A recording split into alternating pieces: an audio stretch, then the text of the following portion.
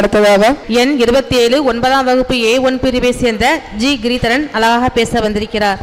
அனைவருக்கும் வணக்கம். நான் இன்று பேச எடுத்துக்கொண்ட தலைப்பு சமூக வளர்ச்சி இணையத்தின் பங்கு.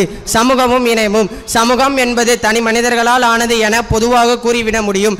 தனி மனிதர்கள் எதிர்கொள்ளும் பல்வேறு இருப்பியல் பிரச்சனைகளை சமூகம் கையாள்வது கருத்து உண்டு.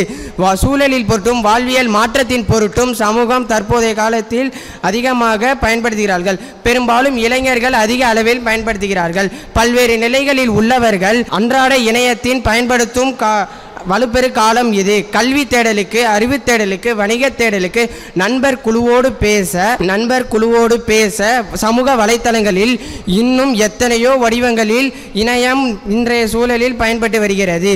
அறிவியல் முன்னேற்றங்கள் ஆக்கத்திற்கும் அழிவிற்குமாய் பயன்படுவதைப் போலவே அறிவியல் வளர்ச்சியின் ஒரு அங்கமான இணையத்தின் வளர்ச்சியையும் நாம் பார்க்க வேண்டும்.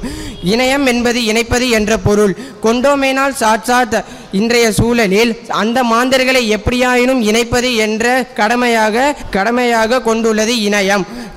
தனி மனித உரையாடல் கிட்டத்தட்ட மறைந்து வரும் சமூகத்தில் இளைஞர்களுக்கு முக்கியமாக வடிகாலாக மாறி வருகிறது. உலக அளவில் சமூக வலைத்தளங்களில் அதிகமாக பயன்படுத்தும் ஃபேஸ்புக்கை உலக நாடுகளில் அதிக அளவில் பயன்படுத்தும் இந்தியாவில் முன்னிலையில் உள்ளது. இதில் 8 to 12 வயது வரையிலான 89% குழந்தைகள் பெற்றோர் அனுமதியுடன் சமூக வலைத்தளங்களில் அணுகுவதாக ஆய்வில் தெரிய வந்துள்ளது. ஏதோ தூரதேசத்தில் இருக்கும் நம் மகனிடமோ உறவினரிடமோ நாம் உரையாடுவதற்கான வாய்ப்பை இணையம் வழங்குகிறது. இணையம் வழியாக அலுவலக பணிகளை முடித்து விடுவோரின் எண்ணிக்கை சத்தமில்லாமல் நாள்தோறும் அதிகரித்து வருகிறது.